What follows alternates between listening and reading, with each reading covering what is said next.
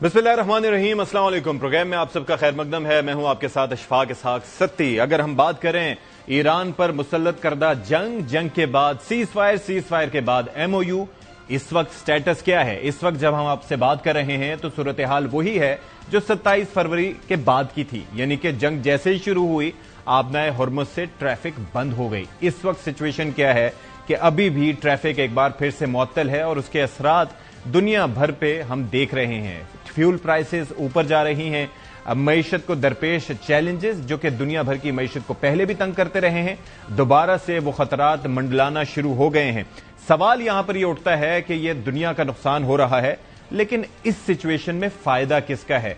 हुआ यह था कि ईरान की जानिब से 3 जहाजों को निशाना बनाया गया। ऐसे में अमेरिका ने फैसला किया कि अब वो रिटेलिएट करेगा। रिटेलिएट करते हुए उन्होंने ईरान के साहिली इलाकों को टारगेट किया। उस टारगेट करने के बाद ईरान ने जवाब दिया और अब जवाबुल जवाब का सिलसिला जारी है। अमेरिका कुछ टारगेट्स को निशाना बनाता है, ईरान की जानिब से रिटेलिएशन की जाती है। और वो जो एमओयू था, इस्लामाबाद मेमोरेंडम, उसके तहत एक तो नंबर 1 के लबनान समेत तमाम फ्रंट्स पर हमने देखा था कि जंग मुअत्तल होनी थी, ये मेरे सामने मौजूद है, वो नहीं हो सका। फिर आबनाए हुर्मुज के कंट्रोल के हवाले से पूरा एक मैकेनिज्म दिया गया था कि आपने 30 दिन में क्या करना है, 60 दिन में किस तरीके से डिसाइड करना है, किस किस को ऑन बोर्ड लेना है। लेकिन इस वक्त लॉलेसनेस दिखाई दे रही है, तो इस पर हम जरा बात करेंगे। और फिर सवाल यहां पर यह भी उठाएंगे कि ये जंग जिसके बारे में एक्सियस ये रिपोर्ट कर रहा है कि ये 2 दिन भी चल सकती है, हफ्ता भी चल सकती है, महीना भी चल सकती है, तो क्या इसके असरात होंगे? और ये अमेरिका और ईरान का जो तनाज़ा है, जो जंग मुसल्लत की गई थी, उससे मुताल्लिक हमने थोड़ी सी हाईलाइट्स आपके लिए तैयार की हैं, वो दिखाते हैं आपको, फिर अपने मेहमानों से बात करेंगे।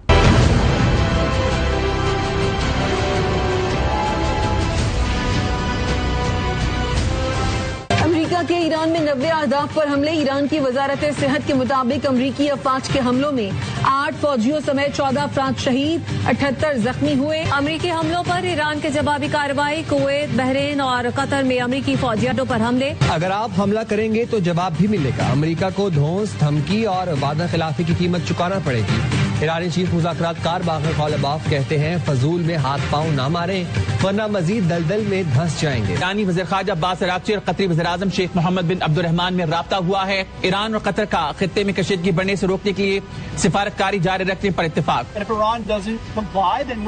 More than able to reimpose an ironclad blockade. The president has pointed out that we will be prepared to recommence. Then the War Department is here and prepared to restart if we need to. Last month you said Iranian leaders were very rational people, nice people to deal with, strong people, smart people. Today you said they were scum, sick people, and being led by sick people. What changed, and do you think I got to know.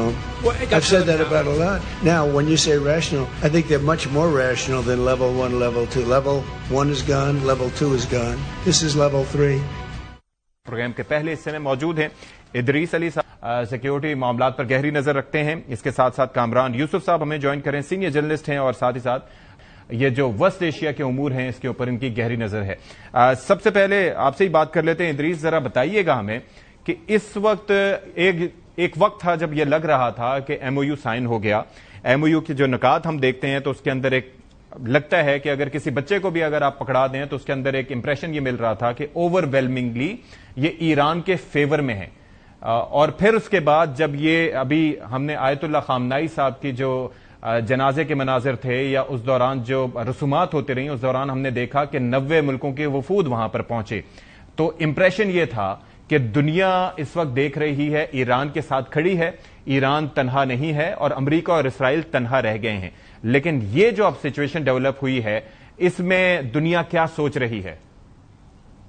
जी देखिए, मेरे ख्याल से MOU था और जो उसके बाद cease fire हुआ है वो बिल्कुल ईरान के फेवर में था। और मेरे ख्याल से ट्रंप साहब जो थे उनकी नवंबर इलेक्शन में इलेक्शन होने हैं नवंबर में, तो उनकी नजरें ईरान से डोमेस्टिक पॉलिटिक्स पे आनी थी।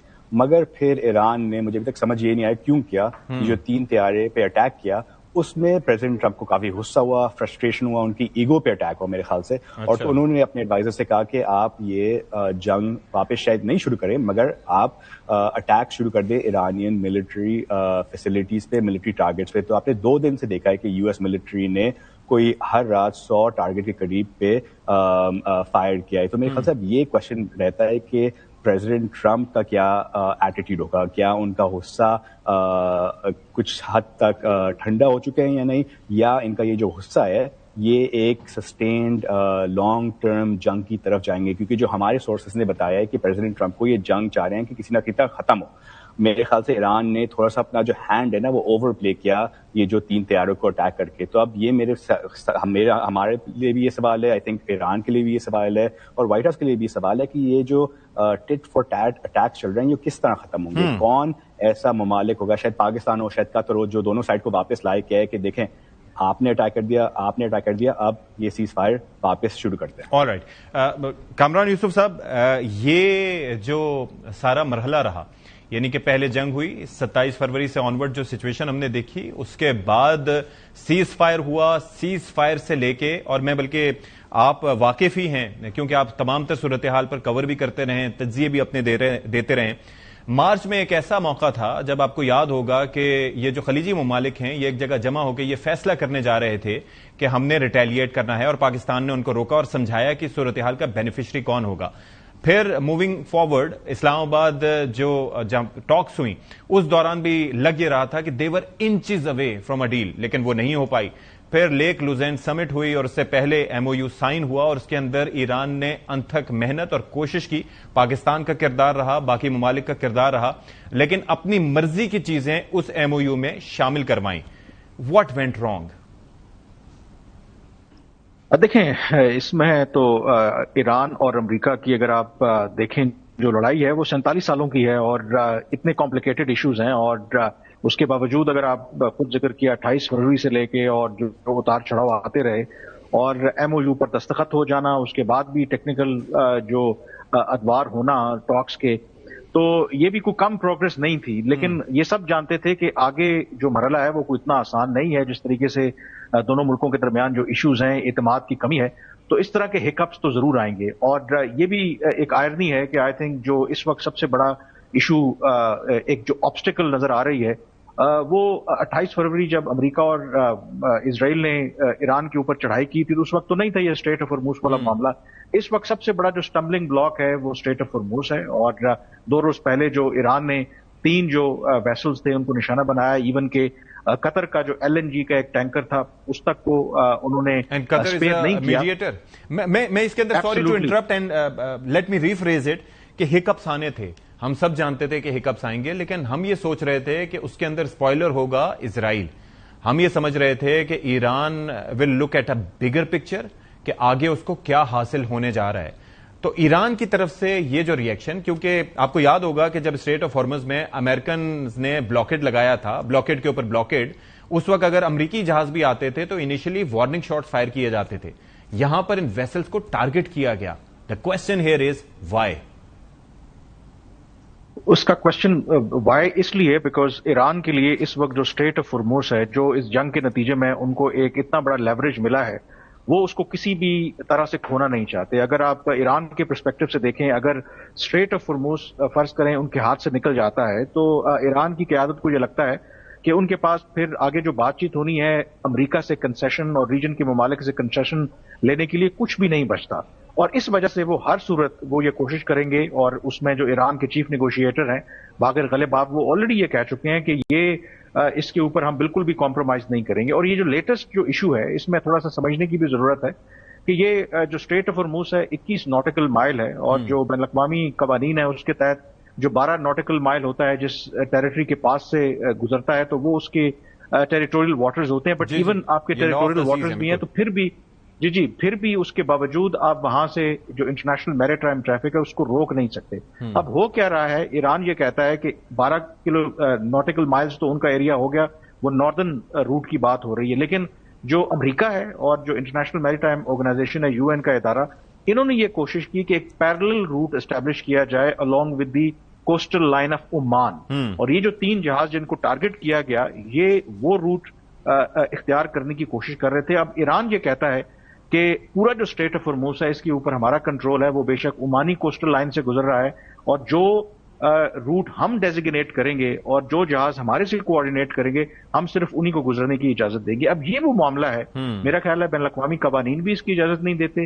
ریجن کے جو ممالک ہیں اس کو یہ سمجھتے ہیں کہ ایران اس کو ایک بلیک میلنگ ٹول کے طور پر استعمال کر رہے ہیں. لیکن اس کے اندر ایک چیز ہے کامران صاحب, یہ بڑا امپورٹنٹ اس میں پوائنٹ یہ ہے, بلکہ میں چاہوں گا ادریس صاحب آپ اس پہ تھوڑا سا روشنی ڈالیں کہ اس کے اندر جو مینشن ہے وہ یہ ہے کہ Iran will conduct dialogue with the سلطنت of Oman to define the future administration and maritime services in the state of Hormuz in discussion with the other Persian Gulf littoral states, یعنی کہ coastal states, in line with the applicable international law and the sovereign rights of the coastal states of the state of Hormuz. یعنی کہ اس کے اندر یہ mention ہے, ابھی تو 60 دن کا وقت تھا جس کے اندر یہ طے تھا کہ آپ نے ٹول فری اس کو رکھنا ہے اور جو ڈسکشنز کرنے ہیں کوسٹل اسٹیٹس کے ساتھ مل کے, عمان کے ساتھ مل کے آپ نے ایک فیوچر طے کرنا ہے. تو اس کے اندر اب یہ جو واقعات ہو رہے ہیں اور اس کے نتیجے میں کل ہم نے نیٹو کا اسٹیٹمنٹ دیکھا, آپ نے یہ دیکھا کہ وہ پہلے سائڈ پہ رہے, اب ان کا اسٹیٹمنٹ آیا کہ امریکہ جو کر رہا ہے وہ ٹھیک کر رہا ہے. اب دنیا یہ دیکھے گی کہ ایک بار پھر یہ اگر جہاں سے 25% دنیا کی ضروریات پوری ہوتی ہیں انرجی کی, یہ جگہ اگر چوک پوائنٹ بن جاتی ہے تو اس بار دنیا کس کو ذمہ دار قرار دے گی؟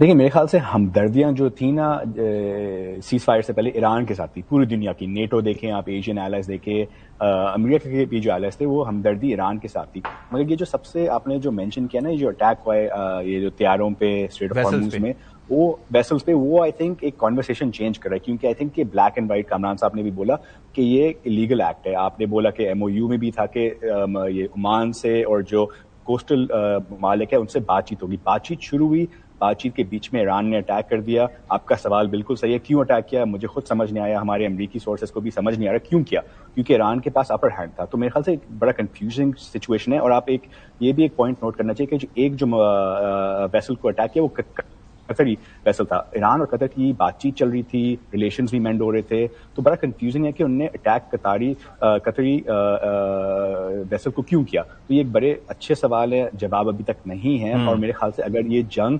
آگے بڑھتی ہے تو میرے خیال سے اس ٹائم شاید ہمدردیاں ایران کے ساتھ نہیں ہوں. یہ دیٹس دا پوائنٹ. کامران صاحب, ڈو یو فیئر دیٹ؟ اور دوسرا وہ جو ہم سیز فائر کے دوران کہہ رہے تھے کہ جنگ نہیں ہوگی لیکن حالت جنگ رہے گی, پھر ایم او یو سائن ہو گیا تو ہمیں یہ لگا, ظاہر ہے کہ آپ زیادہ بہتر سمجھتے ہیں, لیکن M O U, agreement, accord اور ٹریٹی میں فرق ہوتا ہے. ابھی ایم او یو سے ایگریمنٹ تک کا معاملہ سفر طے ہونا تھا اور وہ مشکل سفر تھا. آپ کو کیا لگتا ہے یہ جو بیان جیسے کہ ایکزیس میں رپورٹ ہوئے یا جو سٹیٹمنٹس آ رہی ہیں, کیا فیوچر دیکھتے ہیں اس ایم او یو کا اور جنگ کا؟ دیکھیں اگر یہ ٹریک ریکارڈ دیکھیں, ڈونٹ فرگیٹ کہ جو دوحہ میں ٹیکنیکل لیول کے ٹاکس ہوئے تھے, انڈائریکٹ ٹاکس ہوئے تھے, پاکستان اور قطر کے میڈیٹرز موجود تھے, تو اس سے ایک ہفتہ پہلے بلکہ چند روز پہلے کچھ اسی طرح کی صورتحال تھی. ایران اور امریکہ کے درمیان ایکسچینج آف میزائلز اور ڈرونز ہو رہے تھے. اس مرتبہ یہ الگ بات ہے کہ جو لیول آف ایسکلیشن ہے وہ اس سے کہیں زیادہ ہے, کیونکہ ایران کا یہ کہنا ہے کہ اس مرتبہ ان کی سائٹ کے اوپر کیجولٹیز بھی ہوئی ہیں, ایون کہ جو ان کا ریلوے کا انفراسٹرکچر ہے اس کو بھی نشانہ بنایا گیا. لیکن اگر میں یہ پاسٹ پریسیڈنٹ کو سامنے رکھوں تو یہ جو اتار چڑھاؤ ہیں اس کو سامنے رکھوں تو یو نیور نو کہ ہو سکتا ہے کہ, کیونکہ ابھی سینٹ کام کا اسٹیٹمنٹ آیا تھا کہ فی الحال کی جو انہوں نے کاروائی کرنی تھی, جو اپنا آپریشن کرنا تھا اسے انہوں نے کمپلیٹ کر دیا ہے. اب ایران کس طریقے سے رسپونڈ کرتا ہے that remains to be seen. So اس کے ابھی بھی امکانات موجود ہیں کہ ہو سکتا ہے کہ یہ ایسکلیشن ہوئی ہے. جو انفیکٹ ابھی ایران کا جو اسٹیٹ میڈیا ہے اس نے بھی رپورٹ کیا ہے کہ ایران کے وزیر خارجہ کی پاکستان کے فیلڈ مارشل سے ٹیلی فون پر بات ہوئی ہے, اور اس میں تو ایران نے اسکوئرلی بلیم امریکہ کو کیا ہے کہ انہوں نے سیز فائر کی وائلیشن کی ہے. تو وائل بیٹل فرنٹ کے اوپر یا ایکسچینجز ہو رہی ہیں, but at the same time پس پردہ ابھی بھی کوششیں ہو رہی ہیں کہ مذاکراتی عمل کو دوبارہ واپس لایا جائے. سو آئی وونٹ بی سرپرائز کہ ہو سکتا ہے کہ اس ایسکلیشن کے بعد اگر آئندہ چند دن امریکہ اور ایران کے حکام پاکستان اور قطر کی میڈیشن میں انڈائریکٹلی پھر بات چیت کرتے نظر آئیں, تو اس کے امکانات بالکل موجود ہیں. اور اس کی وجہ صرف یہ ہے, میں کوئکلی یہ بتا دوں کہ جیسے ادریس صاحب نے بھی کہا کہ امریکہ میں بالکل ایپیٹائٹ نہیں ہے, ٹرمپ دوبارہ جنگ کی طرف واپس نہیں جانا چاہتے. گلف کنٹریز جو ہیں انہوں نے کنڈیم ضرور کیا ہے جو ایران کی طرف سے ابھی اٹیکس کیے گئے. اگین دے وانٹ کہ ڈپلومیسی جو ہے واپس آئے. اسپوائلرز ضرور ہیں, آپ جو پہلے سوال کر رہے تھے یہ ایک ضرور ہے. کچھ لوگوں کا خیال ہے کہ ہارڈ لائنرز میں بی within Iran they may not be happy کہ یہ جو سارا ڈپلومیٹک پروسیس ہے شاید وہ ڈیل نہیں چاہتے. ان کو لگتا ہے کہ ہمارا اپر ہینڈ ہے. کامران صاحب, it has to do with the charged crowd. آپ یہ دیکھیں کہ جو خامنہئی صاحب کی شہادت کے بعد کافی عرصہ لگا, پھر ان کی اب آخری رسومات جہاں پر ادا کی گئیں, آپ سب نے دیکھا وہاں پر کہ لوگوں کے نعرے کیا تھے, لوگوں کے جذبات کیا تھے, تو اس کے بھی آپ کو پتا ہے کہ ایک اثرات ہوتے ہیں لیڈرشپ پہ بھی. بالکل, آئی تھنک یہ بھی میرا خیال ہے کہ جو 6 دن ان کی جو نماز جنازہ کی تقریبات ہیں, اینڈ ملینز آف پیپل جو ہے کیم آن دا اسٹریٹس, تو اس سے شاید جو ایران کے اندر وہ طبقہ جو ایک ہارڈ لائن لینا چاہتا ہے وہ امبولڈن ہوا ہوگا, کہ ان کو لگتا ہے کہ ان کی سپورٹ بیس آج بھی موجود ہے. But again it's a double edge sword, کیونکہ دوسری طرف جو جنگ کے جو نقصانات ہیں, اور اگر دوبارہ آپ آل آؤٹ وار کی طرف جاتے ہیں, اور I think it is very important کہ کوئی بھی جو ریجن کے, فرگیٹ اباؤٹ امریکہ, جو ریجن کے ممالک ہیں, ایون چین ہو, پاکستان ہو, میرا نہیں خیال کہ وہ اسٹریٹ آف ہرموز کو پرماننٹلی اس طریقے سے دیکھنا چاہتے ہیں کہ اس میں اس طریقے سے ہر آئے روز ایک انسرٹنٹی رہے. وہ ایک پریڈکٹیبلٹی چاہتے ہیں. تو اس کے لیے میرے خیال میں ایران کو تھوڑا سا اپنی پالیسی میں وائزلی میرے خیال میں موو کرنا پڑے گا. ادریس, مجھے ذرا یہ سمجھائیے گا کہ اب اس ساری سچویشن میں ابھی حالیہ دنوں میں دیکھا کہ اسرائیل اس طریقے سے سب سے بڑا اسپوائلر جو منفی کردار ادا کرتا رہا, یا جو آپ کو یاد ہے کہ فروری میں جس طریقے سے پلان بیچا گیا تھا ان کو کہ آپ نے یہ کرنا, یہ کرنا, یہ کرنا ہے, اس کے بعد ایک ڈومینو افیکٹ ہوگا اور سارے جو ہے وہ ایران پہ بھی قبضہ ہوگا, اسٹریٹ آف ہارمز پہ بھی قبضہ ہوگا, سب کلیئر ہو جائے گا. اس کے بعد آپ نے دیکھا کہ کافی امبیرسنگ سچویشن رہی for President Trump and for the Israelis as well, especially Netanyahu. ابھی اسرائیلی خاموش کچھ دن سے دکھائی دے رہے تھے, اب ان کے سٹیٹمنٹس کیا ہیں, یا واٹ آر دے تھنکنگ؟ وہاں پر واشنگٹن میں کیا ماحول ہے اس وقت آپ جو دیکھ رہے ہیں؟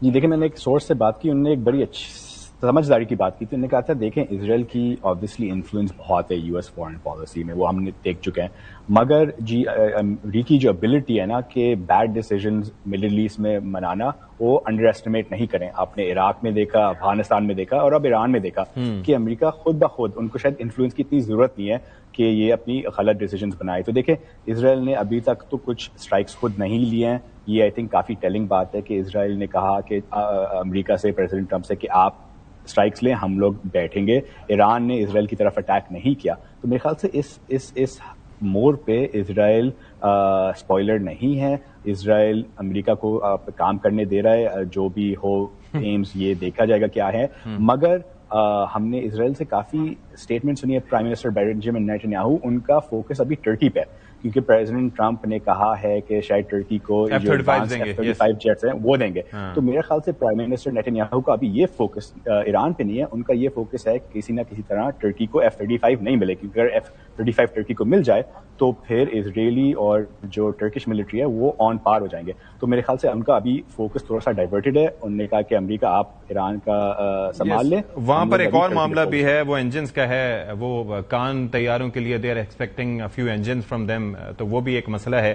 لیکن جو ہم نے نیتن یاہو اور اسرائیل کے بارے میں جانا ہے کہ وہ ہمیشہ کئی فرنٹس پر ایک ساتھ کاروائیاں کرنے میں وہ رکھتا ہے. اور جب آپ یہ سوچ رہے ہو کامران صاحب کہ وہ خاموش بیٹھا ہے, تو تب بھی اس سے کسی خاموشی کی توقع نہیں کی جا سکتی. ایک تو اس کے اوپر آپ کا تجزیہ کہ آپ کیا سمجھتے ہیں کہ جس طرح سے ادریس صاحب فرما رہے ہیں کہ وہ خاموش ہیں یا وہ اس میں اسپوائلر نہیں ہے, do you agree with that? اور دوسرا, اب ظاہر ہے کہ جو چائنا نے, آپ کو یاد ہوگا کہ جب یہ کانفلکٹ چل رہا تھا انیشلی, تو انہوں نے ایک سجیسٹ کیا تھا کہ یہ جو خطے کے ممالک ہیں, خاص طور پر یہ ملک ہیں, ان کو اپنا ایک سیکیورٹی ایک انفراسٹرکچر بنانا چاہیے جس کے اندر یہ ایک دوسرے سے ممالک کوآپریشن کریں اور دوسرے ملکوں پہ ریلائی نہ کریں. مقصد یہ تھا کہ امریکہ کا جو ان کے اڈے تھے وہ لائبلٹی ایک طرح سے ثابت ہوئے.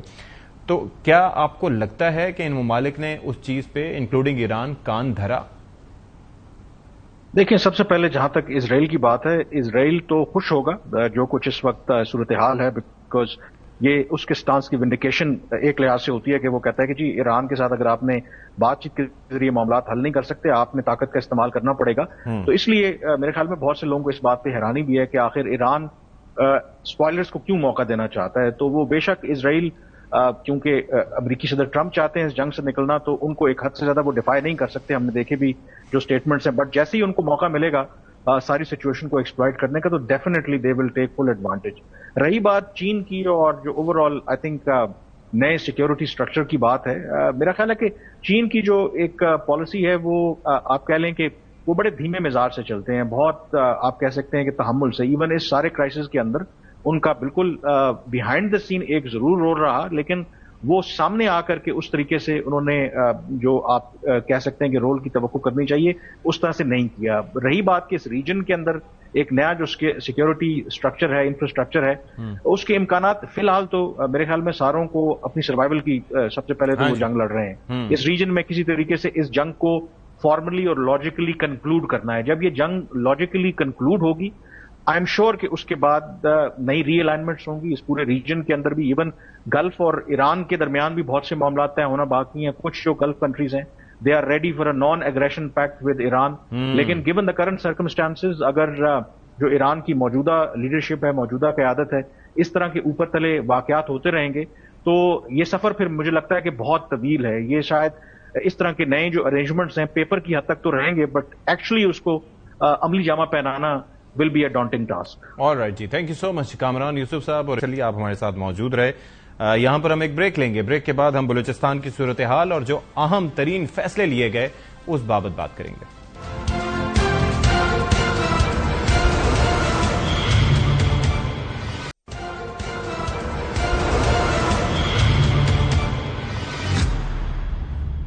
بریک کے بعد پروگرام میں خیر مقدم تذکرہ ہم کریں گے بلوچستان کی صورتحال کا. تو آج قومی قیادت اور عسکری قیادت بلوچستان پہنچی. کوئٹہ میں وزیر اعظم محمد شہباز شریف صاحب پہنچے، فیلڈ مارشل سید عاصم منیر، اس کے علاوہ باقی بھی کیبنٹ کے کچھ ممبرز تھے.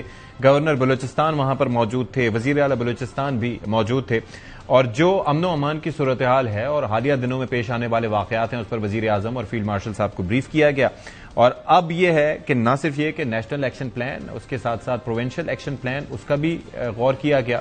اور جو ایپیکس کمیٹی کے وہاں پر اجلاس ہوتے ہیں اس کے حوالے سے بھی معاملات کو دیکھا گیا. اور اب جو عزم کا اظہار کیا گیا ہے کہ آخری دہشت گرد کے خاتمے تک چین سے نہیں بیٹھیں گے. تو وزیر اعظم پاکستان نے اس موقع پر کیا کہا، پہلے آپ کو ذرا وہ دکھاتے ہیں.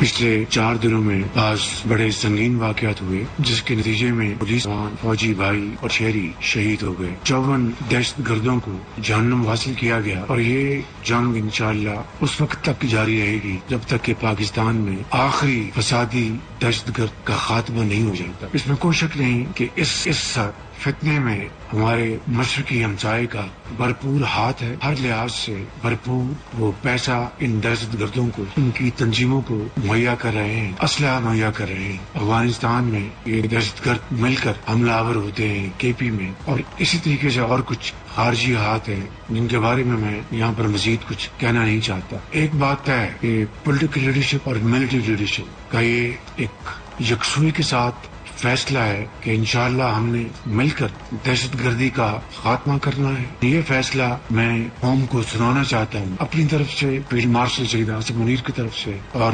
بلوچستان کی حکومت کی طرف سے، کہ ہم مل کر دن رات اس فتنے کا خاتمہ کرنے کے لیے پیچھے نہیں ہٹیں گے اور تمام وسائل روئے کار لا کر انشاءاللہ اس کا خاتمہ کریں گے. تو ہمارے ساتھ گفتگو کرنے کے لیے موجود ہیں شاہد رند صاحب، معاون ہیں وزیر اعلیٰ بلوچستان کے. Thank you so much for your time. ساتھ ہی ساتھ ڈاکٹر شازیہ انور چیمہ ہمیں جوائن کر رہی ہیں، سیکیورٹی اینالسٹ ہیں. تھینک یو سو مچ شازیہ صاحب آپ کے وقت کے لیے.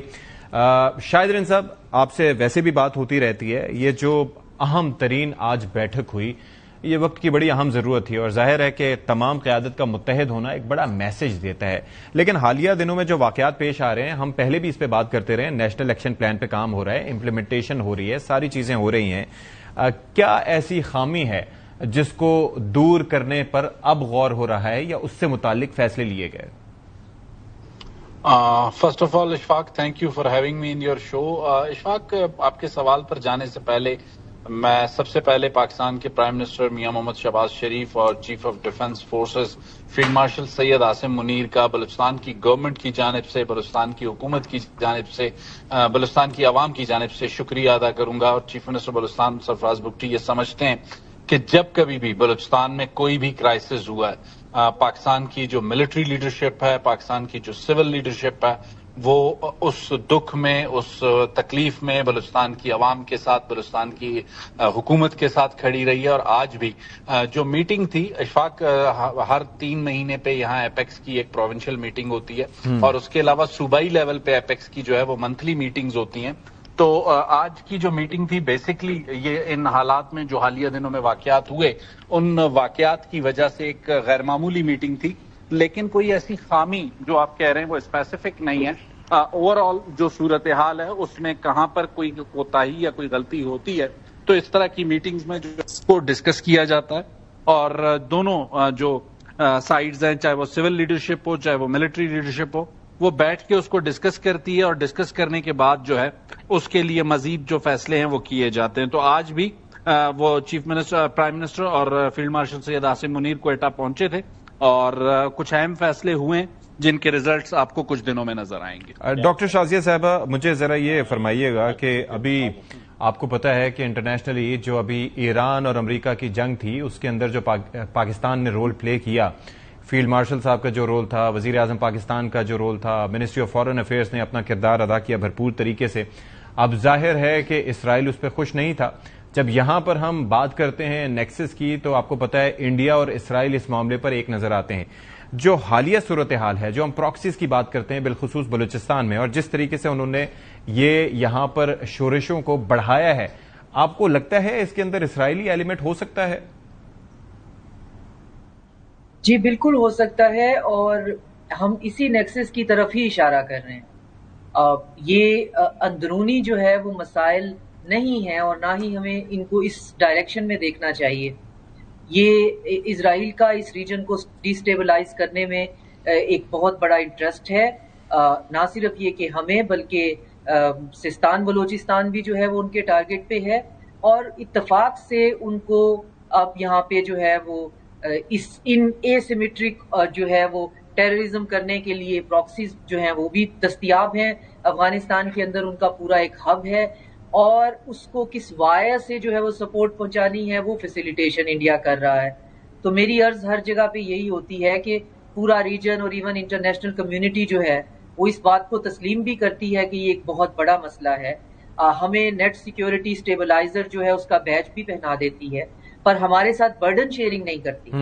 تو یہ جو دہشت گرد ہیں، ان سے میری جو انفارمیشن ہے، ان سے نمٹنے کے لیے وہی طریقہ استعمال کیا جاتا ہے. ایون بہت سینٹرل ایشین کنٹریز جو ہیں، ایون چائنا کے سلسلے میں بھی یہی ہے کہ جی یہ ڈائریکٹ ان سے بات کر لیتے ہیں، جو ڈیل طے ہوتی ہے اتنے پیسے دے دلا کر ان سے کہا جاتا ہے جی آپ ہمارے جو ہیں وہ انٹرسٹ جو ہیں یا ہمارے پرسنل جو ہیں آپ ان کو اٹیک یا ٹارگٹ نہیں کریں گے. یہ مسئلے کا حل نہیں ہے. ہم یہاں پہ اپنے بچوں کی لاشیں اٹھا کر جو ہے ہمارا بھی ایک لمٹ ہے، ہمارا بھی ایک تھریش ہولڈ ہے. تو اب ہمیں دنیا کو یہ بتانے کی ضرورت ہے کہ بڑے بڑے فورم پہ یہ کہہ دینا کہ چائنا نے کہہ دیا جی یہاں دہشت گردی ہے، رشیا نے باقاعدہ ایک رپورٹ شائع کی دہشت گردی کی. ہمیں برڈن شیئرنگ کی ضرورت ہے، اور اس بات کو ایمپلیفائی کرنے کی ضرورت ہے کہ سب جو ہیں اس ریجن کے کنٹریز اس کے سپل اوور کو روکیں. اور جی شاہد صاحب، اب ذرا یہ سمجھائیے گا، ایران کا تذکرہ کیا، سیستان بلوچستان کا میڈم نے تذکرہ کیا، لیکن ہم یہ سمجھ رہے تھے اور سمجھ رہے ہیں کہ جب یہ معاملات وہاں پر بہتر ہو جائیں گے ایران میں اور ایک تجارت کے رستے کھلیں گے تو یہ جو 909 کلومیٹر کا بارڈر ہے یہاں پر معاملات پھر بھی بہتر ہو جائیں گے. آپ کیا سمجھتے ہیں کہ چیلنجز ہمیں اس وقت زیادہ کہاں سے ہیں؟ افغانستان کی سائڈ سے جہاں پر 1200 پلس کلومیٹر کا جو بارڈر ہے بلوچستان اس سے شیئر کرتا ہے، اور پھر یہ جو ہم دوسرا یہ ایلیمنٹ دیکھ رہے ہیں ٹی ٹی اے کا، ٹی ٹی پی کا، کہ انہوں نے بھی ان جو دوسرے خوارج ہیں ان کے ساتھ ہاتھ ملا لیے ہیں بھارت کی ایما پہ. What's the actual challenge? Ashfaq دیکھیں، بلوچستان کی جو موجودہ سچویشن ہے اس میں جو دہشت گردی ہے وہ گزشتہ 2 دہائیوں سے، اور 2 دہائیوں سے جو دہشت گردی کا چیلنج تھا اس میں گو کہ دونوں ممالک جو ہے افغانستان ہو یا ایران ہو، پاکستان کے پڑوسی ممالک بھی ہیں، اسلامی ممالک بھی ہیں، اور ایران کے ساتھ اس بات کو بہت کھلے لفظوں میں کہوں گا کہ ہمارے کوئی آئیڈیل ریلیشن شپ نہیں رہے ماضی میں. لیکن جو حالیہ دن ہے ہمیں یہ کریڈٹ دینا ہوگا پاکستان کی مسلح افواج کے سربراہ field marshal chief of defence forces Syed Asim Munir کو کہ انہوں نے ایران کے لیے وہ کردار ادا کیا جس کو ایران کی عوام یا ایران کی اپنی حکومت بھی اس کا تصور نہیں نہیں کر سکتی تھی. اگر ہم پچھلے 6-8 ماہ میں جو 2 اٹیکس 2 مرتبہ ایران پر ہوئے، ایک مرتبہ اسرائیل نے اٹیکس کیا اور دوسری مرتبہ اسرائیل اور امریکہ نے اکٹھے ہو کے اٹیک کیے، تو پچھلے 1 سے 1.5 سال میں پاکستان نے ایران کے لیے جو انٹرنیشنلی رول پلے کیا ہے، اس کے بعد ہمیں یہ ایکسپیکٹیشن ہے کہ جو ماضی کے کچھ تحفظات اگر پاکستان کو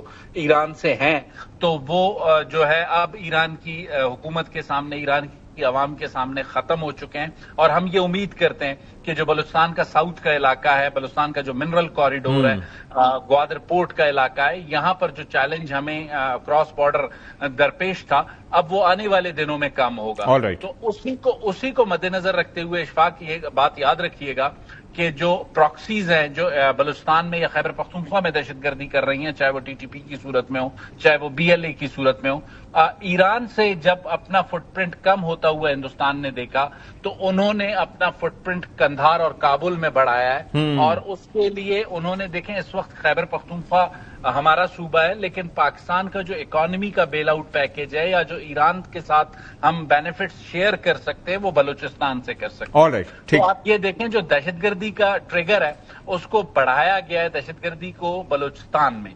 تو یہ سارا کچھ جو ہے نیو دہلی سے آپریٹ کیا جا رہا ہے اور اس کا ایپی سینٹر جو ہے اس وقت کابل اور قندھار ہے. اور ایسا نہیں ہے کہ پاکستان کی آرم فورسز ان کو بلوچستان میں موجود جو ان کے پراکسیز ہیں وہ یا جو ان کے آقا کابل اور قندھار یا نیو دہلی میں بیٹھے انہیں جواب نہیں دے سکتے.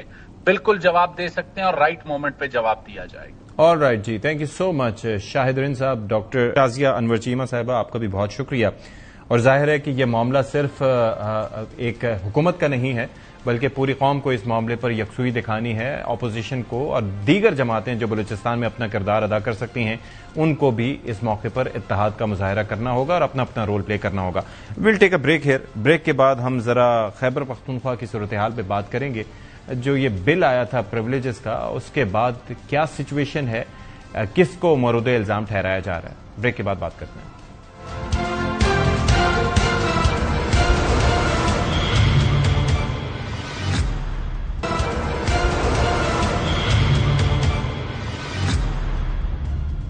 بریک کے بعد پروگرام میں ایک بار پھر سے خیر مقدم اور ذرا تذکرہ کریں گے تحریک انصاف کا. علیمہ خان صاحبہ کا اسٹیٹمنٹ سامنے آیا ہے کہ خیبر پختونخوا سے تحریک شروع کرنے کا وقت آن پہنچا ہے اور ان کی جانب سے سڑکیں گرمانے کے مطالبات پہلے بھی آ چکے ہیں. جنید اکبر صاحب سے متعلق بھی انہوں نے بات کی تھی کہ ان کو تنظیم سازی کا کہا تھا اور پھر لوگوں کو نکالنے کے لیے کہا تھا، تو نہ جانے اب تک کیا ہوا. تو پہلے آپ کو ذرا دکھا دیتے ہیں کہ وہ کیا فرما رہی ہیں. اڈیالہ میں ہماری بہنیں بیٹھیں، ہم بیٹھیں گے تینوں. ہماری اب آپ سے ریکویسٹ ہے کہ اگر آپ عمران خان کے لیے کچھ کرنا چاہتے ہیں تو عمران خان نے جو پچھلے سال سے کہا ہوا ہے، انہوں نے پچھلے سال جنید اکبر کو ہمارے ہاتھ پیغام بھیجا تھا، اس کو چھوڑیں اور جا کر تنظیم سازی کریں KP میں. اب ٹائم آ گیا ہے کہ آپ تحریک شروع کریں KP سے، کیونکہ عمران خان نے پھر دسمبر میں پیغام بھیجا تھا سہیل افریدی کے لیے کہ ان کو اسٹریٹ موومنٹ شروع کریں. اچھا، ایک تو اسٹریٹ موومنٹ کا معاملہ ہے، دوسرا یہ شکایت کی جاتی ہے کہ سہیل افریدی صاحب 36 ہفتوں میں اب تک ایک ملاقات بھی سیکیور نہیں کر سکے. تو اس کی وجہ کیا ہے؟ پھر یہ جو ابھی آپ نے پچھلے دنوں دیکھا KP اسمبلی سے جو بل منظور ہو کے ایکٹ کی شکل میں سامنے آیا، اب تو خیبر پختونخوا حکومت نے اس کو واپس لے لیا ہے، اس پر نظر ثانی کی بات کی جا رہی ہے، لیکن جو اس سے نقصان پہنچا اس کا کون ازالہ کرے گا؟ اور خاص طور پر جب آپ ایک ایسی جماعت جس کا نعرہ یہ تھا تبدیلی کا، جس کا نعرہ یہ تھا کہ ہم دوسروں سے مختلف ہیں، 2 جماعتوں پر وہ الزام لگاتے تھے کہ وہ ساری مراد سمیٹتے ہیں، تو اس معاملے پر تحریک انصاف کیا جواب دے گی؟ اس پر بھی ہم ذرا بات کریں گے. ہمارے ساتھ اسٹوڈیوز میں موجود ہیں مشال یوسفزئی صاحبہ، سینیٹر ہیں اور تحریک انصاف سے آپ کا تعلق ہے. Thank you so much for your time. Nausheen Iftikhar صاحب رکن قومی اسمبلی ہیں، مسلم لیگ نون کی نمائندگی کر رہی ہیں، آپ کا بھی بہت شکریہ. تو چلیں جی، ایک جانب وہ بازگشت ہے، علیمہ خان صاحبہ فرما رہی ہیں کہ تحریک شروع کرنے کا وقت آ گیا ہے. تنظیم سازی کا کچھ تذکرہ وہ کہہ رہی تھی کہ جو لٹرلی تنظیم سازی انہوں نے جنید اکبر صاحب کو کہا تھا، اس کا اسٹیٹس اپنی جگہ ہے. تیسرا یہ بل کا معاملہ ہے، ہر جگہ یہی ڈسکس ہو رہا ہے. یہ کیا ضرورت تھی ویسے اس کی لانے کی، پھر چھپانے کی اور پھر نظر ثانی کی؟ بہت شکریہ آپ کا ستی صاحب. دیکھیں، پہلی بات تو یہ ہے کہ میں شکر ادا کرتی ہوں کہ آج بھی پاکستان کی سیاست صرف اور صرف پاکستان تحریک انصاف کے ارد گرد گھومتی ہے، اور جو گڈ اور بیڈ ریزن جی، لیکن پاکستان تحریک انصاف ہی پاکستان کی سیاست چلا رہی ہے. اوکے. اور بیانیہ بھی ان کا چلتا ہے فار گڈ اور بیڈ ریزنز، اور سارا کچھ ہی آپ سمجھے پاکستان تحریک، کیونکہ لوگوں نے مینڈیٹ بھی پاکستان تحریک انصاف کو دیا تھا، وہ الگ بات کہ ہمارا مینڈیٹ چوری کر لیا گیا۔ آپ نے پہلے بات کی علیمہ خان صاحبہ کی، تو میں ان کی اسٹیٹمنٹ کو انڈورس کرتی ہوں۔ میں ذاتی طور پہ سمجھتی ہوں یہ اسٹیٹمنٹ تھوڑا لیٹ آئی۔ اچھا جی، کیونکہ یہ اسٹیٹمنٹ 16 اکتوبر کو خان صاحب نے دی تھی۔ 16 اکتوبر کو خان صاحب نے یہ تمام احکامات دیے تھے، بہت کیٹیگوریکلی کلیئر دیے تھے، چاہے وہ سہیل افریدی صاحب کے حوالے سے تھے، چاہے وہ جنید اکبر صاحب کے حوالے سے تھے، چاہے وہ سلمان اکرم راجہ صاحب کے حوالے سے تھے، کیونکہ سلمان اکرم راجہ صاحب اس دن پیشی میں خود بھی موجود تھے۔ ٹھیک ہے، لیکن بعد میں کنفیوژن پیدا کی گئی، ہمیں بھی ایسا کہا گیا کہ شاید اس ملاقات کے بعد خان صاحب کی بہنوں کی ملاقات ہوئی ہے اور شاید احکامات میں کچھ چینجز آئی ہے۔ اچھا صحیح ہے، ہمیں ایسا امپریشن دیا گیا۔ آج جب میں نے علیمہ خان صاحبہ کی بات سنی تو مجھے سمجھ آئی کہ جو لوگ ہمیں یہ بات کر رہے تھے کہ شاید خان صاحب کے احکامات اوپر نیچے ہوئے ہیں، وہ ہم سے غلط بیانی کر رہے تھے۔ اچھا، اور یہ اتنا ٹائم ویسٹ ہوا ہے۔ تو یہ علیمہ خان نے ویسٹ کیا؟ نہیں جی، دیکھیں میں نے آپ کو بتایا نا کہ انہوں نے جو اسٹیٹمنٹ دی ہے، یہ میں اگر یہ نومبر میں دے دیتی، دسمبر میں دے دیتی، جنوری میں دے دیتی، تو ہمیں یہ مجھے سلمان اکرم راجہ صاحب نے کہا تھا کہ جی خان صاحب کی بہنوں کی اس کے بعد ملاقات ہوئی ہے اور شاید خان صاحب کے احکامات میں چینجز آئی۔ اب آپ کو لگ رہا ہے کہ ایسا نہیں ہے؟ جی، تو مجھے اب لگ رہا ہے کہ انہوں نے غلط بیانی کی تھی اور علیمہ خان صاحبہ صحیح کہہ رہی ہے، کیونکہ انہوں نے وہی احکامات دوبارہ ریپیٹ، صاحب نے غلط بیانی جی انہوں نے وہی احکامات ریپیٹ کیے علیمہ خان صاحبہ نے جو خان صاحب نے 16 اکتوبر کو دیے تھے۔ تو جب میں نے ان کی بات سنی تو میں خود اندر موجود تھی، تو میں خود گواہی دے سکتی ہوں کہ وہ بالکل لفظ جو خان صاحب نے کہا تھا انہوں نے وہ کہا۔ اس کے بعد جی ایک دوسرا امپریشن کریٹ کیا گیا کہ جی تحریک کی ذمہ داری چکزے صاحب کی ہے کہ سہیل افریدی صاحب کی ہے، خان صاحب سے کانٹیکٹ نہیں ہو رہا، پتہ نہیں کون اس چیز کو آگے پرسو کرے گا۔ اچھا، 16 اکتوبر کو خان صاحب نے یہ بھی کیٹیگوریکلی کلیئر کہا تھا کہ جو نیشنل کاز ہے، چاہے وہ election commission, chief election commissioner کی بات ہو، چاہے وہ نیشنل گورنمنٹ کی بات ہو، یا چاہے جتنے بھی نیشنل کازز ہیں، اس کو اچکزے صاحب لیڈ کریں گے۔ اچھا جی، مذاکرات، مطلب اگر پی ایم ایل این یا کیٹیگوریکلی کہوں گی حکومت اور پیپلز پارٹی اور پی ٹی آئی کے درمیان اگر مذاکرات ہوں گے تو وہ اچکزے صاحب لیڈ کریں گے۔ Is he playing his role well, میں پہلے یہ بات کمپلیٹ کر لوں نا۔ دوسری، خان صاحب نے کہا تھا کہ جو تحریک ہے وہ سہیل افریدی صاحب چلائیں گے کیونکہ وہ احتجاجی سیاست کے چیمپئن ہیں، اور انہوں نے یہ بھی کہا تھا کہ سہیل افریدی صاحب مزاحمت کریں گے۔ یہ خان صاحب کے الفاظ ہیں، میں ایز ٹو ایز ریپیٹ کر رہی ہوں۔ آپ قوم کے ریکارڈ کے لیے کر رہے نہیں کر رہے یا کیا کر رہے ہیں وہ ایک الگ بات ہے، ٹھیک ہے۔ میں ذرا اس چیز کو لے جاؤں جی ستی صاحب، دیکھیں ہمارا کام یہ ہے کہ ہم خان صاحب کے الفاظ جو ہمارے پاس امانت ہے اس میں خیانت نہ، ہماری حکومت ہے اور ہم اپنی حکومت میں اس کو آن نہیں کرے، کیوں؟ کیونکہ یہ خان صاحب کے نظریے کے ساتھ میچ نہیں کرتی، یہ ان تمام بیانیے کے ساتھ میچ نہیں کرتی۔ سہیل افریدی صاحب جن کا کام مزاحمت کا تھا ان کو یہ نہیں کرنا چاہیے تھا، میرے خیال سے انہوں نے غلط کیا۔ ٹھیک ہے، نوشین صاحبہ اب ذرا یہ بتا دیں کہ یہ ظاہر ہے کہ ہم دیکھ رہے تھے اختیار ولی صاحب بھی کرٹیسائز کر رہے تھے، باقی سب بھی اس بل کے معاملے پہ کرٹیسائز کر رہے تھے، لیکن سوال یہ اٹھتا ہے کہ ایک تو پنجاب میں بھی اسی نوعیت کے ہم دیکھ رہے ہیں پرکس اینڈ پرویلیجز ہیں، سندھ میں بھی ہیں، یہاں پر اسی بنیاد پر جانے دیا معاملہ کہ سب جگہ چل رہا ہے تو چلیں بہتی گنگا میں یہاں پر بھی ہاتھ دھوئے جائیں اور فیورز اگر مل رہے ہیں تو سب کو ہی ملیں، یا کوئی اور وجہ تھی؟ جی بہت شکریہ۔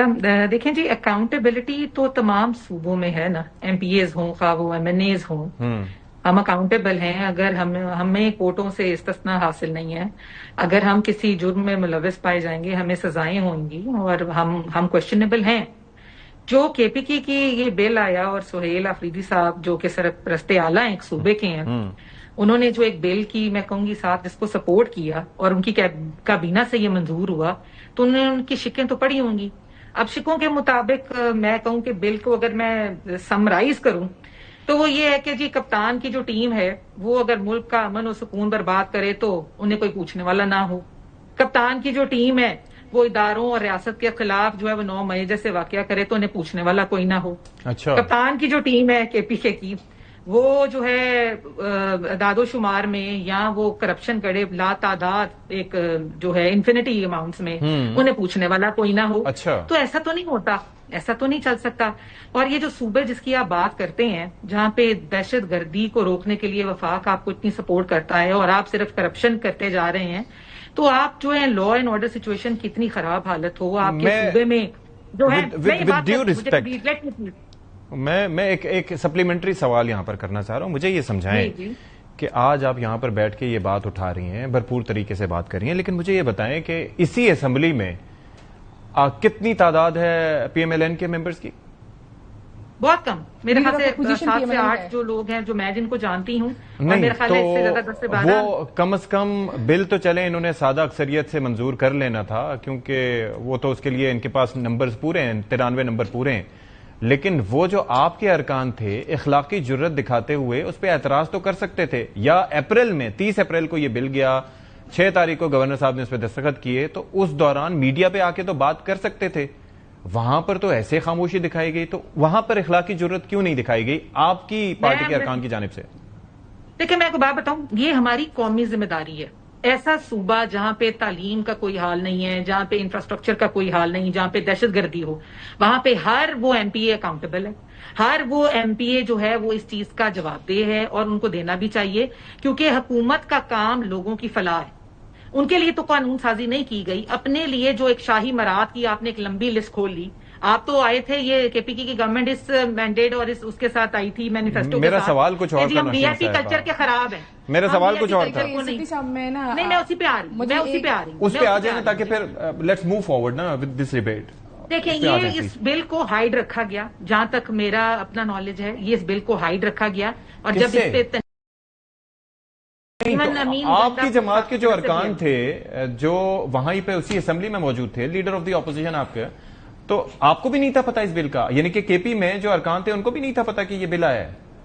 دیکھیں قومی اسمبلی کے جو ارکان اسمبلی ہیں ان تک تو یہ بات اب پہنچی ہے جب یہ بل جو ہے میں کے پی اسمبلی کے آپ کے نون لیگ کے ارکان کی بات کر رہا ہوں نوشین صاحبہ, کہ وہ اس معاملے میں بے خبر تو نہیں تھے. میرا سوال یہ ہے کہ جب یہ خاموشی سے یہ بل آیا, ایکٹ کی صورت میں بن بھی گیا, 2 مہینے تک اس پہ خاموشی رہی, آپ کی جماعت کے ارکان نے اخلاقی جرت دکھاتے ہوئے جلال خان صاحب کو جانتی ہیں, ان سے پوچھے اگر یہ جلال صاحب کو جانتی ہیں, صوبیہ کو جانتی ہیں, ان کے موقف آپ کو پتا ہے اس پہ کیا ہے؟ ان کو سب کو اس کی مذمت کرنی چاہیے تھی. They should have condemned the bill. کیونکہ یہ عوام کے خلاف, عوام کی امنگوں کے خلاف, یہ عوام کی ترجمانی نہیں ہے. دیکھیں اسٹیٹمنٹس کیا ہے, یہ ہر دیکھیں میں آپ کو بات بتاؤں, یہ ایسے ہی ہے جیسے آپ کی پارٹی میں ایسے لوگ ہوں گے, جیسے علی امین گنڈا پور صاحب اس کی جو ہے مخالفت کر رہے ہیں, آپ اس کی مخالفت کر رہی ہیں, دیکھیں پوری پارٹی کر رہی ہے, ہم جنرلی پوری پارٹی کر رہے ہیں. چلیں اب میں اس سے آگے, مجھے نوشین صاحب گوٹ یور پوائنٹ, مجھے ذرا یہ بتائیں یہ کس طریقے سے, مجھے 2 منٹ دیں گے, میں دوں گا آپ کو, لیکن میرا سوال سن لیں کہ یہاں پر مینڈیٹ کیا تھا سہیل آفریدی کا, جی مجھے بتائیں ذرا. میں نا پہلے میرا سوال کیا, مجھے مختصر جواب, میں آپ کو بتاؤں کیا مینڈیٹ تھا؟ ہمیں خان صاحب کی رہائی کا ووٹ ملا ہے. کیا وہ ایک ملاقات سیکیور کر پائے؟ وہ کیوں نہیں کر پائے؟ کیا ان کی کارکردگی سے؟ آپ مجھے یہ بتائیں نا کیوں نہیں کر پائے؟ اگر ہم آئیں کل اڈیالہ کا دروازہ تھوڑے اندر جائے, ہم تو ملاقات کر لیں گے, لیکن یہ کوئی طریقہ ہے؟ اس ملک میں اسلام آباد ہائی کورٹ ہمیں کہتا ہے کہ آپ جائیں ملاقات کرنے کے لیے. کیا یہ آپ کا سوال یہ ہونا چاہیے تھا, آپ کا سوال یہ اسلام آباد ہائی کورٹ اب تک اپنے فیصلے کو امپلیمنٹ کیوں نہیں کر پا رہی؟ میرا سوال یہ ہے کہ جو کام علی امین گنڈاپور صاحب نہیں کر پائے, کیا سہیل آفریدی وہ کر پائے؟ اگر خان صاحب کی بہنوں کی جانب سے وہ اسٹیٹمنٹس نہ آتے تو یہ معاملات اس طرف نہ جاتے. کون سے statements? You don't remember the statements جو ان کی جانب سے دی گئی تھیں, جو انڈین چینلز پہ بیٹھ کے باتیں کی گئی تھیں, یا جو ٹویٹر پہ, یو ریمبر, ایسی بات نہ کریں کہ آپ یاد. میرا سوال جو یہاں پر یہ ہے, مجھے ذرا یہ بتائیں کہ یہ جو بل کا فیصلہ تھا, ابھی تو سارے کر رہے ہیں کیونکہ مجھے یہ پتا ہے کہ نیشنل اسمبلی اور سینیٹرز کو بھی خاصی اسمراعات حاصل ہیں, لیکن وہ شاید تاحیات والا معاملہ وہاں پر نہیں ہے. نہیں جی ہے, مجھے سینیٹرز کو بھی ہے جی, نوشین افتخار صاحبہ کے پاس بھی تاحیات پاسپورٹ ہے جی, بلو پاسپورٹ ہے, آپ کے پاس بلو پاسپورٹ ہے میڈم, اور تاحیات ہے, کیا بات کر رہی ہیں؟ تاحیات جب ممبر نہیں بھی رہیں گی تب بھی جی جی, اور آپ کے پاس بھی جی جی جی, میں آن ریکارڈ ہی بات کر رہی ہوں جی. اور ایک اور بات میں اب اس طرف آتی ہوں نا, دیکھیں آپ نے ان سے کوشچن کیا, یہ لے کر گئی نو میں پتہ نہیں کیا کیا, ان کو کوشچن پہلا یہ کرنا چاہیے تھا کہ پاکستان تحریک انصاف میں اتنی کیپیسٹی ہے کہ کوئی غلط بات ہو تو ہم غلط بات آن دا ریکارڈ یہ کہتے ہیں یہ بات غلط ہے. میں نے آپ کو بتایا نا کہ ان سے پوچھیں, کیونکہ یہ ینگ پارلیمنٹرین فورم کی میرے خیال سے پریزیڈنٹ ہے, اور جلال صاحب کے پی کے جنرل سیکرٹری ہے اس فورم کے. ان سے پوچھے کہ ہمارے ہاں یہ کیپیسٹی ہے کہ ہم غلط کو غلط کہہ رہے ہیں، لیکن ان کے ہی لوگ جو جلال صاحب ہے، جو صوبیہ شاہد صاحب ہے، وہ اس چیز کو ڈیفینڈ کرے. اچھا ایک اور بات سر، میں آپ سمجھنے کی کوشش کریں، میں آپ کو ایک بات، میں صرف ایک بات، لیٹ می اسپیک. جی آپ آج اس پہ جا کے اپنا موقف دے رہی ہیں کہ ہم جو غلط ہے اس کو غلط کہتے ہیں، یہ چیز کس نے لیکن ایسا نہیں ہو سکتا کہ اپریل میں ایک چیز ہوئی اور آپ کو پتا ہی نہیں. اگر آپ کو پتا نہیں تھا تو یہ بڑی لازمی کی بات ہے. میں صوبیہ سے کامنٹ لے نہیں آخری میں اس کو بتا، بلکہ صوبیہ کہہ رہا ہوں میں نوشین سے پی ٹی آئی میں جی ہم کے پی اسمبلی میں ہم حکومت بھی خود ہے، اپوزیشن بھی خود ہے. اپوزیشن اگر چیز کو اجاگر کرتی تو آپ کو بھی پتا چلتا، ہمیں بھی پتا چلتا. جی نوشین صاحبہ، یور کامنٹس آن دیٹ. میں کہوں گی جی بہن میری آج بڑی جذباتی ہو کے غلط کو غلط اور ٹھیک کو ٹھیک کہہ رہی ہیں. میری سنیں، میں نے آپ کی بات میں مداخلت نہیں کی، مشال اب میری بات سنیں گی جی پلیز. کہ ہم جہاں بیٹھے ہوئے ہیں، یہ جو ہمارے پاس جو ہے نا جی ایم این اے شپس اور سینیٹر شپس، یہ عوام کی امنگوں کی ترجمانی ہم کر رہے ہیں. اگر آپ کے پی کے کی سیاست کی بات کریں گی تو وہاں سے عوام کی فلاح کے لیے بل، یہ جو آپ بلوں کی باتیں کر رہی ہیں میڈم، اس میں ٹول ٹیکس بھی آپ لوگوں نے کہا کہ معاف کر دیں، اس میں ہوائی سفر بھی آپ کو معاف کر دیں، اس میں آپ کے خاندانوں کے لیے ہم جو ہے طبی معالجات وہ بھی فری کر دیں. تو آپ کے پاس صحت کارڈ نہیں تھا، آپ لوگوں کو تو ساری فیسلٹیز عوام کو دینی چاہیے. ٹائم از اپ جی. Thank you so much Nausheen for your time. Mishal Yousafzai آپ کا بھی بہت شکریہ. ناظرین کرام، پروگرام سے فی الحال اتنا ہی. اشفاق اسحاق ستی کو اجازت دیجیے. اللہ حافظ. ناصر.